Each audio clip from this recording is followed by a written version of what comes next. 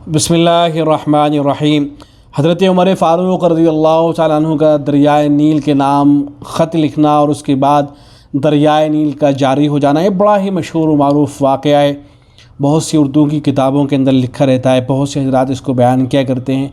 تو اس واقعے سے متعلق سوال تھا یہ کہ کس معتبر کتاب کے اندر یہ واقعہ ذکر کیا گیا ہے اور اس واقعے کو بیان کیا جا سکتا ہے یا نہیں۔ تو دیکھیں، جواب میں عرض ہے، اس واقعے کو علامہ ابن کثیر رحمۃ اللہ علیہ کی جو بڑی مشہور و معروف کتاب ہے تاریخ ابن کثیر، اس کے اندر حضرت نے اس واقعے کو اس طرح سے بیان کیا ہے۔ بیان کرتے ہیں کہ جب مصر فتح ہوا تو عجمی مہینوں میں سے بعونہ نام کے مہینے کے آغاز پر اہل مصر حضرت عمرو بن العاص رضی اللہ تعالیٰ عنہ کے پاس آئے اور کہا کہ اے امیر، ہمارے اس دریائے نیل کا ایک طریقہ ہے اور یہ اسی طریقے سے جاری رہتا ہے۔ آپ نے پوچھا کہ وہ کیا ہے؟ انہوں نے کہا کہ جب اس مہینے کی 12 راتیں گزر جاتی ہیں تو ہم کسی والدین کی باکرہ لڑکی کے پاس جاتے ہیں اور اس کے والدین کو رضامند کر کے اس لڑکی کو زیورات اور عمدہ کپڑے پہناتے ہیں، پھر ہم اسے دریائے نیل میں پھینک دیتے ہیں۔ حضرت عمرو بن العاص رضی اللہ عنہ نے فرمایا کہ اسلام میں اس رسم کی کوئی گنجائش نہیں ہے۔ اسلام اس سے پہلے کی تمام رسموں کو ختم اور باطل قرار دے چکا ہے۔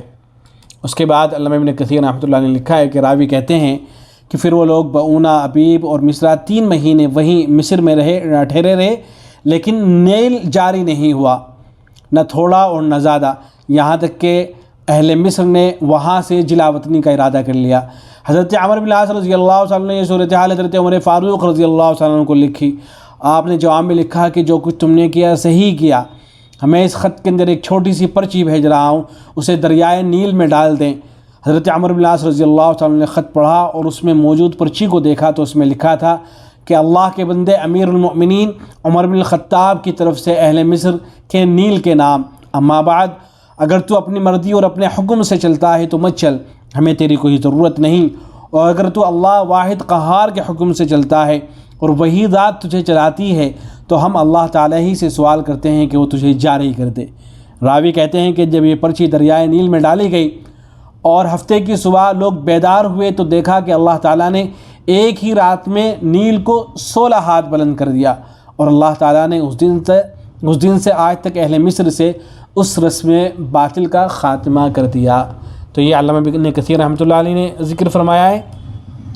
ایسے ہی تاریخ ابن کثیر کے علاوہ یہ واقعہ فتوح مصر کے اندر موجود ہے، شرح عقائد اہل سنہ کے اندر موجود ہے، ایسے ہی تاریخ دمشق کے اندر یہ واقعہ موجود ہے۔ اس کے علاوہ جو اور کتابیں ہیں ان کے اندر بھی یہ واقعہ موجود ہے، اور جو اور معتبر اہل علم حضرات ہیں ہمارے زمانے کے اندر تو یہ واقعہ جو ہے بہت شہرت اختیار کر چکا ہے، اور بڑے بڑے جو اہل علم ہیں انہوں نے اپنی کتابوں کے اندر اس واقعے کو جگہ دی ہے۔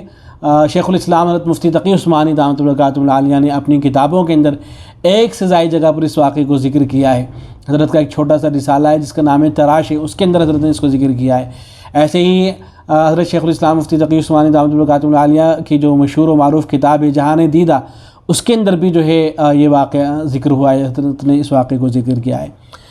البتہ بعض حضرات نے اس واقعے کی جو سند ہے اس پر گفتگو کی ہے، اور اس پر گفتگو کرتے ہوئے کہا ہے کہ اس کے اندر جو ہے فلاں راوی ہے اور وہ تو مدلس ہے، عن سے روایت کر رہا ہے، اس طرح کی بعض حضرات نے گفتگو کی ہے۔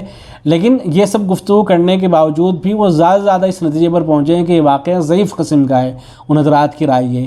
تو اگر ان کی بات کو بھی تسلیم کر لیں، اس واقعے کو ضعیف قرار دیں، تب بھی کوئی حرج کی بات نہیں ہے، اس لیے کہ جو ضعیف قسم کے واقعات ہوتے ہیں ان کو بیان کرنے میں کوئی حرج کی بات نہیں ہے، ان کو بیان کیا جا سکتا ہے۔ تو حاصل یہ ہے کہ یہ واقعہ معتبر ہے، اس کو بیان کرنے میں کوئی حرج کی بات نہیں ہے۔ السلام علیکم ورحمۃ اللہ۔